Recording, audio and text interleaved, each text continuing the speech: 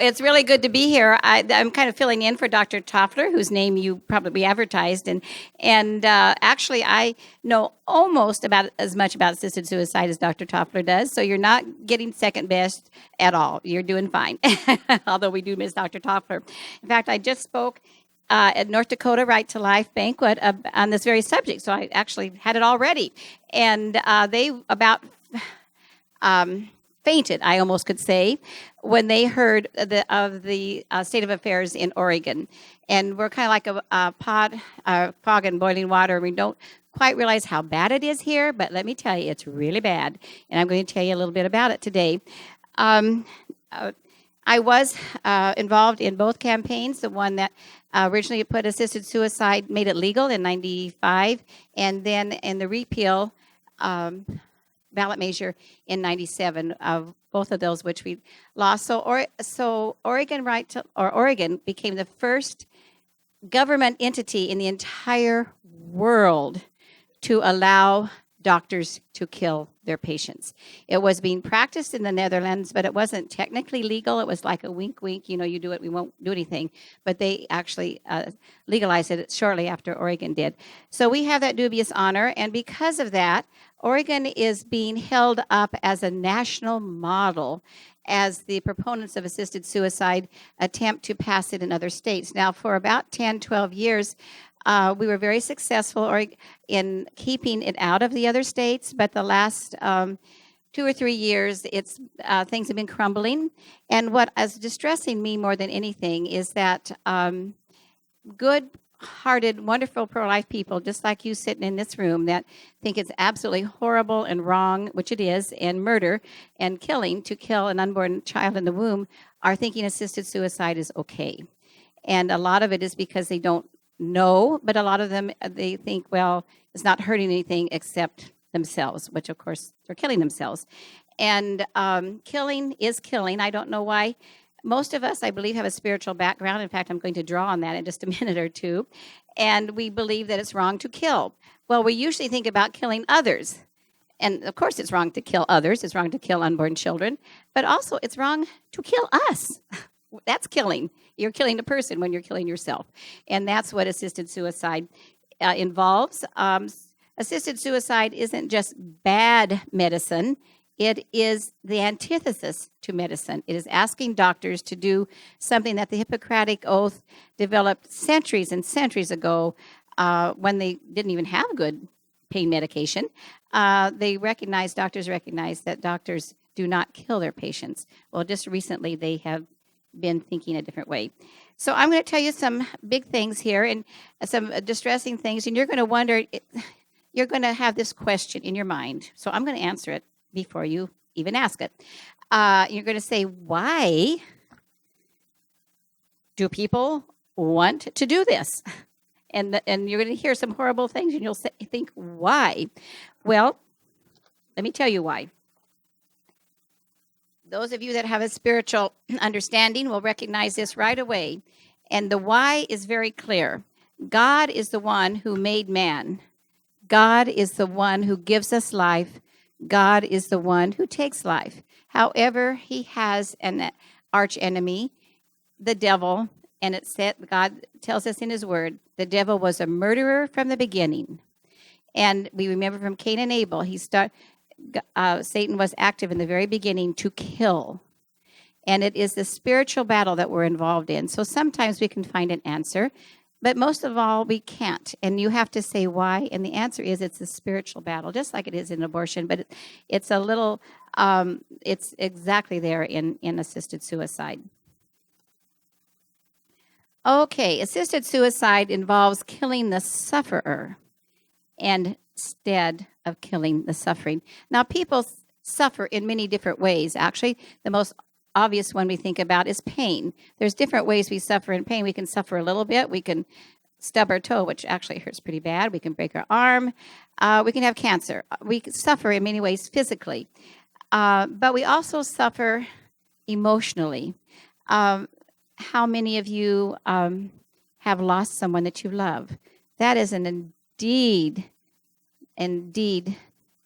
suffering. That is suffering. A friend of mine is going through a divorce. She is suffering. This is emotional suffering. It's suffering too, and sometimes that suffering is almost worse than a physical pain. Psychological suffering. I know my mother right now is dealing with some things. She fell and broke some ribs, and the physical pain is now handled. But she is suffering psychologically. What is she going to do? Is she going to stay at home? Is she going to go into assisted living? What is she going to do with her belongings? There's so much that she's grappling with. That's called suffering too. There's many ways we can suffer. Now, most suffering in reality can be handled, especially physical pain. There's very little physical pain that cannot be handled by a good doctor. Sometimes you have to search a bit for a different doctor, but I have been assured by all the physicians that I know that physical pain can be conquered, and so eventually, or one way or another. The suffering of emotional and psychological suffering can also be conquered, but it doesn't conquer easily. You just can't put a bandage on it. You need to delve into people's lives. You have to care. You have to ask what's bothering them and how can you help. It takes involvement by people, and it's much, much easier to abandon them, and that is what assisted suicide proponents propose to do, is give an easy out, and that is with death. And we are going to see ways, not actually in reality, the assisted suicide as it's happening is happening more because of emotional and psychological pain than it is because of physical pain. Because once you come to the point where you say it's okay to kill to avoid suffering, then you break into the whole realm of suffering, and then you start killing for all the different types of suffering. I want to get some terms down for you. These terms are going to be called killing. There's assisted suicide and euthanasia quite often are used interchangeably. They are different. Assisted suicide is when a physician writes a prescription. That's what's happening here. Basically, in America, in Oregon, it is the assisted suicide. The physician writes a prescription for deadly drugs. Now, they don't have a poison pill. They've never had a poison pill. You don't just swallow a pill. You swallow about 80 or 90 or 100. They open them up and put them in liquid. And then, of course, you're most likely to throw them up. So then you have to take an anti-nausea before that. And that is the way that it is commonly done. Now, they're changing. Recently, the price of the assisted suicide drugs went skyrocketing because more people are using it now that it's being taken nationwide. So it went so high, $2,000 or $3,000, that they decided to change the different ways of pills. The first, they were experimenting. The first one pill that they came up with actually burned their throat so bad they were in horrible pain. So they changed that pill, and then the second one, when it took too long to die, the people were laying there for 24 and 36 hours, and the people that were watching were like thinking, "Why don't you die? Because you took this stuff," and they weren't. So now I think they finally settled on pills, not a pill, that work. Okay, and so euthanasia is when the physician injects a person with deadly drugs, and that is most commonly done in the Netherlands, actually in Europe, and it's beginning to be done in Canada also now that it's legal. So that is a direct intervention by the doctor immediately, and like when you're putting your pet down. Then this third one is the most dangerous and the most common, and the one that you need to look out for. And so I'm going to spend a minute or two on this one. That's withholding food and water until the patient is dead. Now, right now, if any of you have been on our email and Life in Oregon list, you hopefully have heard about Senate Bill 494, which is the worst bill I have ever seen in all my years of being in Oregon Right to Life. This bill is very sneakily and craftily written, and it took us and our lawyers extremely long time to figure it out because it's very craftily written. But the result of that, the reason for writing that, is that dementia and mentally and Alzheimer's patients would be able to be starved and dehydrated to death. And the reason for that is costing a lot of money to keep them alive. The insurance companies are behind it. Some hospitals are behind it. And the state of Oregon Health Department is behind it because all of them are spending, in their mind, too much money to keep these patients alive. And this is just the start of it. Now, what's happening, this is also happening, this bill is to make it legal, but it's happening all the time. I had 2 testifiers say what is the common story. I'm beginning to hear this a lot. And the gentleman that testified so nobly, his wife had dementia. She was at home being taken care of by him, doing fine, and she fell and broke her hip. He took her into the hospital, which of course you would do. He was immediately surrounded by doctors who told him, she was 84, which isn't that old anymore. And the doctors said, you know, she's not doing good. She isn't. This is really a bad thing, and it's going to take her months. She'll have to be in a nursing home and heal, and it's just things just do not look good. That was Thursday night that he had been told that. Friday morning when he came back, he had to go home to sleep. When he came back, his wife was unconscious. She'd been put into a morphine coma and never regained consciousness. And she said, and she was there for days. He kept wanting to talk to her, and no. So every time she'd start to wake up, they'd shoot her again with morphine. She's fine. She's resting comfortable. We're taking care of her. She's comfortable. All is well. Well, it wasn't well because she wasn't dying when he brought her in there. She had a broken hip and she had dementia. Well, she died after quite a few days. She did not die of a broken hip. Nobody dies of a broken hip. Nobody dies of dementia, at least in her stage anyway. But she died because she did not have food and water. This is happening all of the time.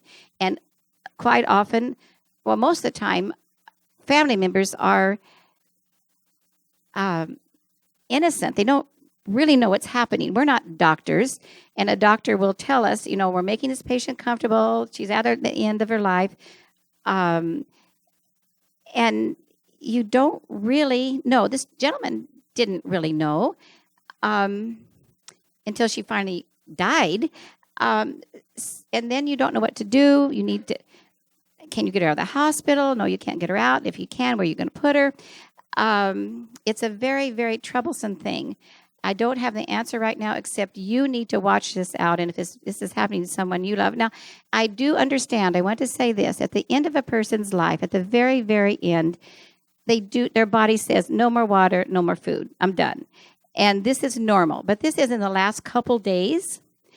This is not 10 days out or 20 days out, which is, it can take 10, 14 days to die of starvation and dehydration, depending upon the health of the person to begin with. So we're not for cramming food down people's throats who don't want it. We're not for that. But we are for keeping people fed and hydrated when, in fact, their body still wants it and they still want it.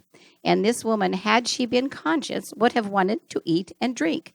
But in order to keep her from complaining and keep her comfortable, they kept her unconscious with morphine. Now, also, there is another thing I need to remind you of, because there's a lot. End of life is very, very difficult decisions. Abortion is easy. You either kill the baby in the womb or you don't kill the baby in the womb. We all can figure that one out. End of life is not that easy. Another situation is, and this is the double cause, or whatever, something of double effect. Now, a person can be in a lot of pain right towards the end of life. And what will keep that person out of pain is morphine. What do we want as humane people? We want to keep that person comfortable, don't we? So we give them morphine so they're comfortable. Now, the morphine also makes a person's respiratory and body relax. Well, you want them to relax because they're not in pain anymore. So There is also the fact that, and they need to keep giving morphine, and they know, the doctors know, and will say this may cause her to die a little earlier, and we're talking hours or maybe a day. And that is not killing that person. That is what the intent is to keep that person out of pain. And in that process, sometimes the body gives up a little earlier. And so these are hard things. And I cannot stand right here and tell you exactly case by case. So, but I want you to be aware of these things. I've had people call and say they killed my mother. And in fact, they didn't kill her mother. They were keeping the mother comfortable for the last couple days. So you might, the most important thing you can do is have a doctor you trust. That is the most important thing. You have to ask your doctor what he thinks about these things. I asked my doctor about assisted suicide. He said, well, if anybody asks me for it, I'll just tell him, hell no. So you can, I liked him. I liked him a lot. So anyway, hopefully your doctor will say that or something similar. But you need to trust your doctor. Okay. Not killing. And sometimes people are really distraught, thinking that they may be participant in assisted suicide when really they're not, because a patient can refuse care. I think everybody in this room has refused something the doctors told them to do. Is that correct? All right. You can say, no, I do not want chemo. I don't want all this stuff. My time's come. I'm going to die, or let me die. Just keep me comfortable. That's fine. That is not assisted suicide. If your loved one says that, you are not helping kill him. You might want to. Well, we'll go into it in another minute. But you can refuse treatment. You do not need heroic treatment. You don't need to force your loved one to do every possible thing to stay alive. That's not necessary either. So we at Oregon Right to Life and as pro-lifers are not trying to eke out every possible breath out of someone. And if we can make them comfortable, they say, I don't want any more of this invasive medical treatment. Then that's okay. That's not killing them. That's letting nature take its course. And the real thing that you need to ask yourself is, what I'm doing, is that making the person die, or is it letting the person die? And that is kind of your little guideline as you make decisions for yourself or for others.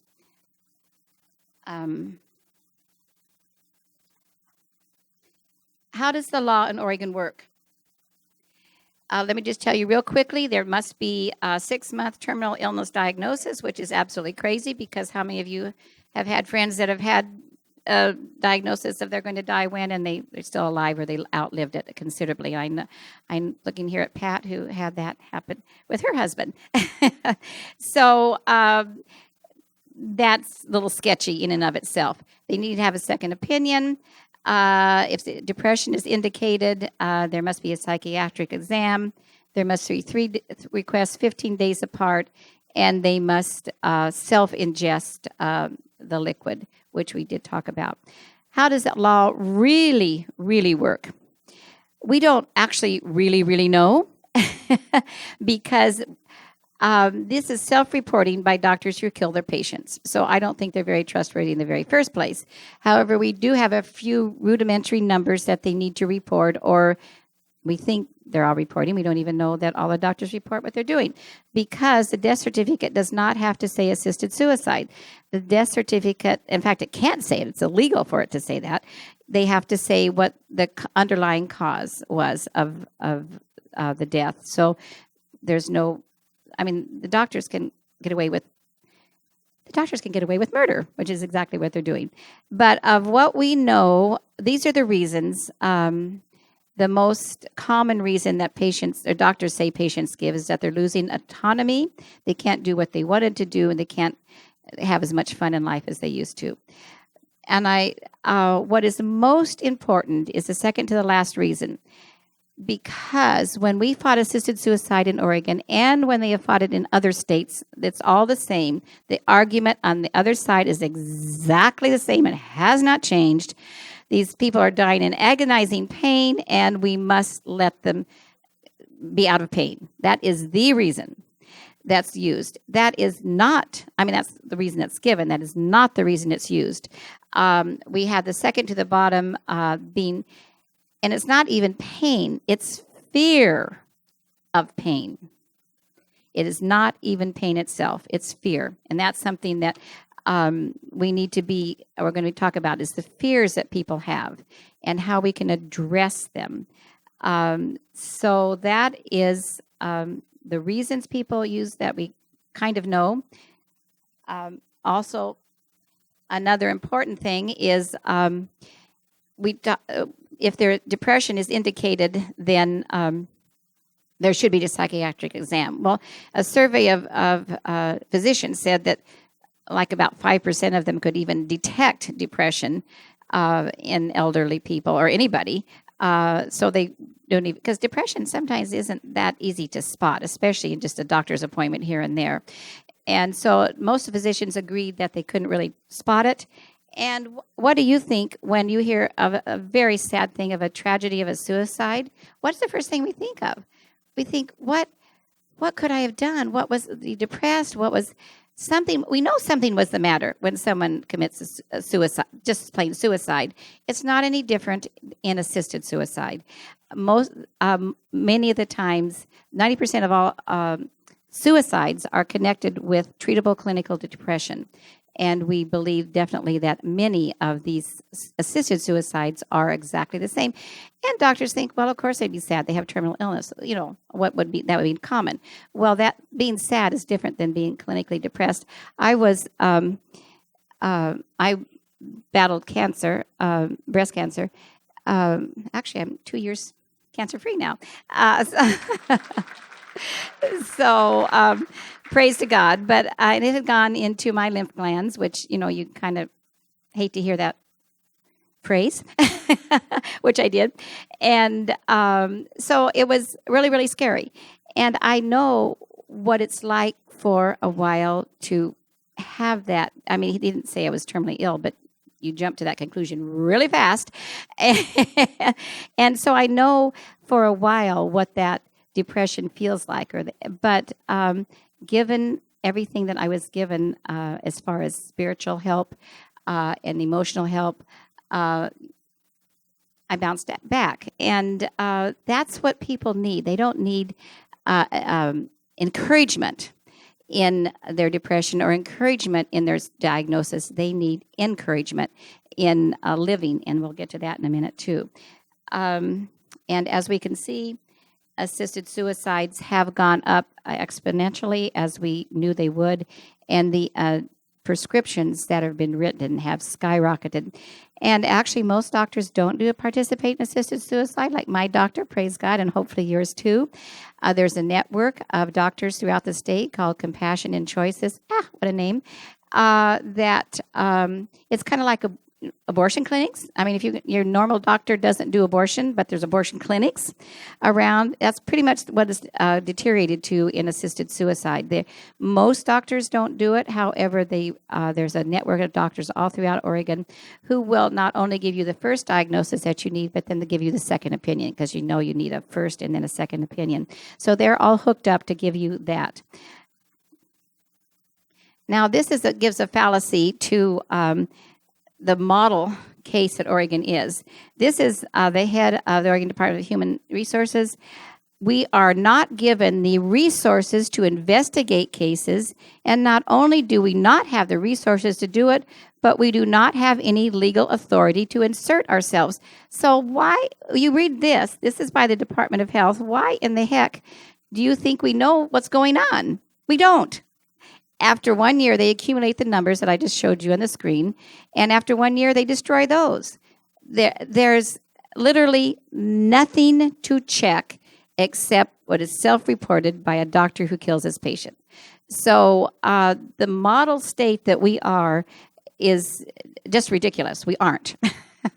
But other states are trying to copy us. But we, as Oregon Right to Life, one thing I feel like we can be helpful for, we've accumulated lots and lots of facts that other states have used quite successfully many times to deal with their legislators. If it's a statewide ballot measure, you don't have quite the ability to get to everybody with the truth because it costs millions and millions of dollars. But if you're dealing with the legislature, you are able to get one-on-one with relatively few and get the truth out, and that has worked.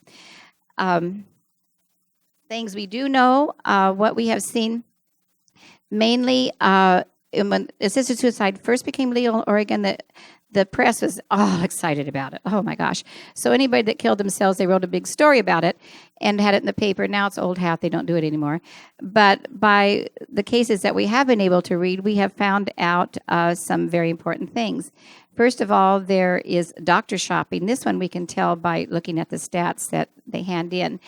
And again, like I said, your doctor most likely won't do it. But so they shop around until they do find a doctor. And you're supposed to, so the median time of the patient knowing the physician was 4 months. Now, that is really a shabby, that just says right there in the very beginning, the doctor shopping. Familial pressure and patients suffering from depression and dementia. A famous case, one of the very first ones actually was a woman suffering from dementia, and her daughter, her daughter wanted her to have assisted suicide. So her regular doctor refused, said Kate is not sufficiently able to make this determination. So Kate took her mother to another doctor who said the exact same thing. This lady is not capable of making this decision. So she said, you have somebody that will agree with me. So they sent her to a third doctor who did, in fact, sign the forms, and Kate was dead.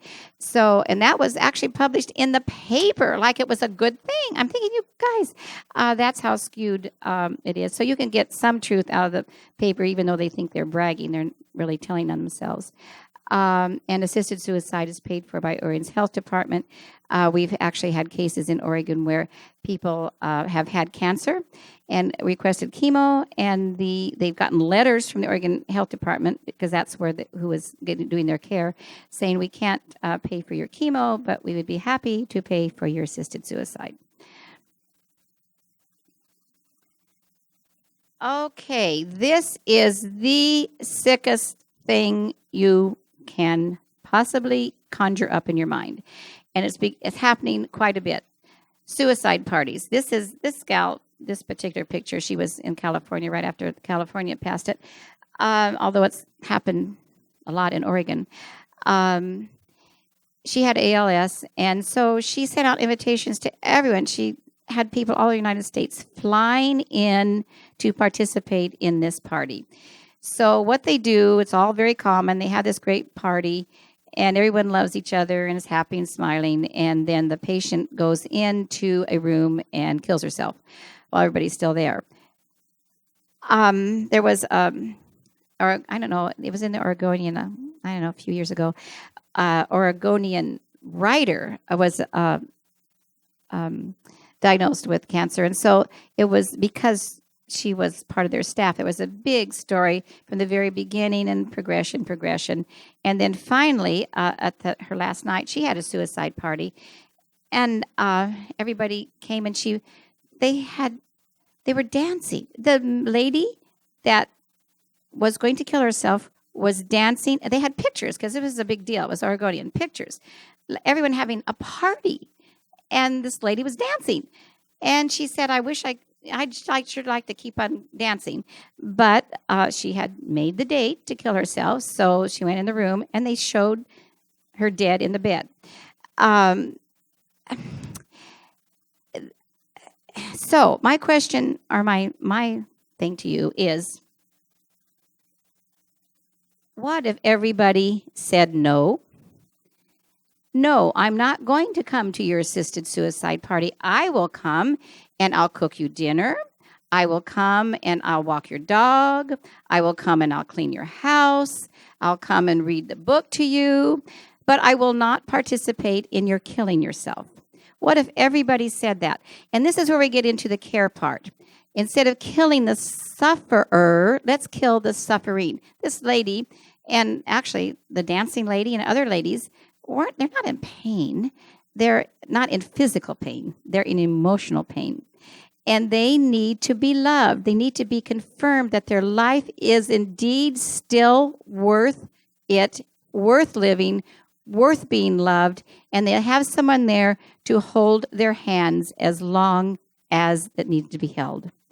To take them to doctor's appointments. When I was doing my chemo and radiation, my friend took me to every single solitary, I counted them up. I think I went to 90 doctor's appointments in 1 year. She took me to every single one and stayed there. She got to be as good a friend of the doctors as I did. And what a time commitment that she gave to me. I had one friend that every single day, the entire time, she texted me a little something, a little, I don't know where she found all the little somethings that she found. And sometimes just, I love you and I'm thinking about you today. Every single morning I had a text from her. Now, how long does that take? And letters, little jots of notes, little flowers. How much does that take of you to do that? And that is what people want. I felt so loved. In fact, I'm actually quite glad I had cancer. I'm not kidding you. I am, because it was such a blessing. And one of the blessings was how good God is. And the other blessing was how good people are, my friends are. I had friends crawling out of the woodworks. People were sending me notes I'd never even heard of before. Of course, some people have heard of me that I haven't heard of them. But I was happy because people cared. You can do that for anyone around you. When they're sick, when they're terminal, when whatever shape they're in, let me tell you how much it means to a person. You think, oh, a little email doesn't mean much. Oh, a little text doesn't mean much. Yes, it does, because they all add up. That's what people care. You need to kill the suffering, especially if it's emotional, and you can do that. This one you're all aware of. I won't go into her, Brittany Maynard, except that, and she was the poster child for assisted suicide, and that's why it got legalized in California, because they used her. And again, what happened, actually something suspicious happened with this. We had another part of this is, if a person says, I'm thinking about assisted suicide, and if the reaction from the people around them is, oh, whatever you want, Mom, we'll be with you. No, that's not what you say. Because if they hear that, they think to themselves, well, maybe they think I really should go ahead and do this. That puts them on the track. And that's what happened to Brittany Maynard. She was on the track. She was now a star. November 1st was going to be the day she's killed herself. She was a star about that. The whole world knew about it.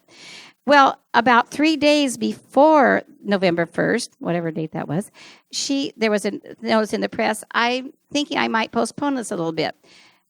But you know what? On November 1st, she was dead. And why do you think? Because she had made the date, and she promised all the people around her she was doing that. And I don't know what they did, because we're not privy to that. But she ended up swallowing those pills, and she killed herself. And because she was on that track, and she couldn't get off without losing face, I guess you might just say, but instead she lost her life. Assisted suicide, no man is an island. People say this only hurts them. No, it doesn't just hurt them. You have to participants in assisted suicides are the pharmacists, the nurses, hospitals, family members. I have a friend that became my friend because her mother-in-law was terminal and decided on assisted suicide. And her family, most of the family, said, oh, Mom, whatever you want, we'll be with you. She and her husband said no. They said, no, Mom, we want you to live. We don't want you to kill yourself. That developed such a split in the family. They still are not speaking to each other, because this part of the family went to the suicide party, which it was. And my friend and her husband stayed home and said, we are not participating in this. The whole family was destroyed since then. I have another friend who is runs a funeral parlor, and he said, he didn't go into details, but he did say, I can spot a mile away the family of those who died naturally and those who committed assisted suicide. He said there's a huge difference in that. The family, of course, the people that died are sad, weeping. That's all normal, should be. But the family of the assisted suicide people, it's a total different thing. So the family is affected forever in reality, one way or another. Okay, how many reasons can people kill for assisted suicide? The sky is the limit. And I'll go through a little bit.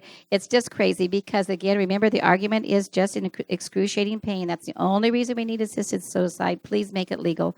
And they have been making it legal. But as the Bible tells us, this is the key, not only to assisted suicide, but also to abortion. Death and destruction are never satisfied. And if you remember one verse that will help you a lot in life, remember that one. That's in Proverbs.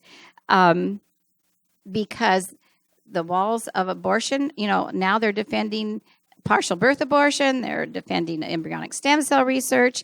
It wasn't just abortion in the very hard cases for rape, which is the reason it was sold. So all the death and destruction are never satisfied, and they will keep marching on, keep pushing the walls out. Okay, physician-assisted suicide is legal in Oregon now, of course, and then recently Colorado, Washington, Vermont, California, Washington, D.C. just passed it. So, and we are very, very grateful. Hawaii and New Mexico have been hanging on with their fingernails. It keeps coming there. They have defeated it just recently in the last couple month, basically. But the proponents of assisted suicide do not go away. California, less than a year, and I'm going to go through these next quickly because I have something at the end I want to talk to you. Less than a year, they crammed that down through the legislature. There's one death clinic already opened, which is the equivalent of an abortion clinic. But not only is it a chain of doctors, but there's an actual place you can go get your diagnosis, your stamp of approval that you can kill yourself and kill yourself. Canadian government, Canada's been legal about a year. Patients are euthanized, and they talk about it. They say it for psychological pain, for disabilities, and for irremediable suffering, which means pretty much anything, actually. So they don't have to have a terminal 6 months. We've had some doctors already say, take me off the assisted suicide list. I cannot do this anymore. The Canadian government has made recommendations already to take away the waiting period and to have assisted suicide available immediately after diagnosis. And, I was just thinking about when I had cancer, when I got that, it's gone into your lymph gland statement. I mean, it wouldn't have taken too much to push me over the edge at that moment. I personally would have, but it wouldn't take somebody very much to do that. No age limit, and they're already getting organ donations from assisted suicide people. I'm sorry, this can't be a cheerier workshop. I can't be as funny as Ryan. This is Netherlands. They've been doing it for years. Depression, autism, eating disorders, blindness. There were a pair of twins that were blind, and so they wanted to go together, so they did it. Alcoholism, dementia, babies. They're doing babies. And now their new term is completed life. So if you think you've completed your life, then you can request assisted suicide, or euthanasia. It's not assisted suicide, it's euthanasia. There, and Belgium, pretty much the same state. It's pretty much the same. Mentally ill, children, no age limit, and they're building a center for euthanasia for children. That isn't done yet. So the sky is the limit. Death and destruction are never satisfied. And if we think it's going to be contained here in Oregon, they're just trying to keep it contained in Oregon for a little short while longer because they want us to be the model. And at some point, they'll let it loose here. when they've got a substantial number of states where they've got a mass. Okay, that's okay. This is a really good one. This applies. I'm using it all the time for abortion, but actually it applies quite well for assisted suicide.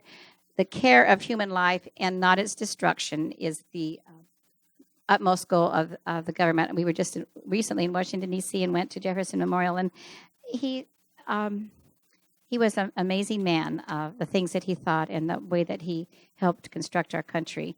And so he did understand that the real reason for government. Okay, now, reasons for assisted suicide. I want to get through because I got to tell you one thing before you go. Depression is one reason, and that's being left uncared for, unrelieved fears, and we did talk about this. Find out, if you have someone terminally ill, find out what their needs are. They may just, I know my mother, what she wants, she's not terminal, but she just wants somebody to come bring her meals. That's what she wants. Maybe your friend or someone wants to kill themselves. Maybe they just need somebody to, actually one story my doctor told me, he wanted to be able to do things which he couldn't do because he was in his bed, but so they bought him a scooter, and all of a sudden he was scooting around everywhere, and he was perfectly happy. Didn't want to kill himself anymore. So find out what they need. You can do that. Encourage them. The encouragement from others to kill themselves, so we want to encourage them to stay alive. And then sometimes it's just plain selfishness. I want to do what I want to do, and no anybody stop me. So let me real quickly change. I mentioned earlier about you and Oregon and this bill. And I think, has everyone heard of POLST? Physician orders for life-sustaining treatment. That is shoved in your face pretty much regularly. Don't fill it out. Actually, at the back of the room, we've got some instructions. This POLST, thank you, overrides even if you have an advance directive. This says physician's orders. This is the order. And whatever you have said or thought or maybe written down someplace else doesn't count once you get this. And they handily put the very first one, comfort measures only, which means that you don't really get much, and the limited treatment and full treatment. The problem with all of this is you don't know your last days now. Let me tell you, you don't know anything about your future. If you sign this, you lock yourself in. Especially people will say, oh, comfort measures only, because they're thinking the last few days. That's what they're thinking. Oh, no, I don't want to be hooked up to machines. No. Well, you're in a serious... I wrecked my car 10 days ago, totaled it on the freeway going 75 miles an hour. I am grateful to God I'm alive. But you know what? I could have been seriously injured. I would not have wanted to die. I would have wanted to been hooked up to machines and at least been given a chance to live. And if I had signed this POLST, comfort measures only, they would not have been able to put any tubes in me at all. They could not have kept me from dying. They just would have given me a Band-Aid and a kiss, and that's about it. So you don't lock yourself in. If you are, my mother's 90 years old, and at that time, maybe you want to fill this out. We do encourage, if you're not doing well, you're elderly, this might be appropriate. But I don't see anybody in this room particularly that this would be appropriate for right now. And this is what they shoved down. In fact, a friend of mine said he gets bonuses by his hospital if he gets people to sign this up. And of course he doesn't. But that's what's happening. They want, because it is very expensive to keep you alive. Okay. Then the other thing, what I do want you to fill out, if you haven't, is and this is what we're fighting. So fill this out before. This is what we're fighting in the legislature. 494 is a version of this. They want to change the advance directive. Right now, we like it. Well, it's not perfect, but it will be what you want it to be. Advance directive. Okay, next page. All right. What we want you to fill out is Section B, appointment of healthcare representative. You need to think really carefully about this. Who do you trust? I'm hoping you trust your spouse or your daughter or your son. And then you make them your healthcare representative. And they will make the decisions for you should you become incompetent. Because you don't know what you're going to be like. And only them talking to the doctor, knowing you, can make good decisions. Do not fill out Part C. You want to fill this. This is still Part B. Go to Part C. You do not want to fill out Part C because that locks you in. I want to receive tube feeding. I do not want tube feeding. I want tube feeding only as my physician recommends. Don't lock yourself in. You do not know what you're going to need at the end of your life. Do your healthcare representative, fill it out, and let your trusted person make those decisions for you at your end of life. And you can tell them exactly, I don't want to be hooked up to everything. Let them know. And then they can work with your physician and with you based upon what is happening to you at the end of life. I filled these out. My mother has. My friends have. Oregon Right to Life encourages you. At the back of this room are instructions. Who wants to? Melody, someone want to be back there passing them out? Debbie. Okay, so and Linda can help pass them out. If you haven't done an advanced directive, I encourage you to take this home. You can, of course, download them. Go to our website. You can find out how to download them yourself. You can get as many copies as you need. So I appreciate your attention. This has been a serious subject. I'm sorry, but we got to know it, you guys. We got to know it. So thank you for being such good listeners. I think, are we out of time, Debbie? I think we are. Okay, great. Thanks.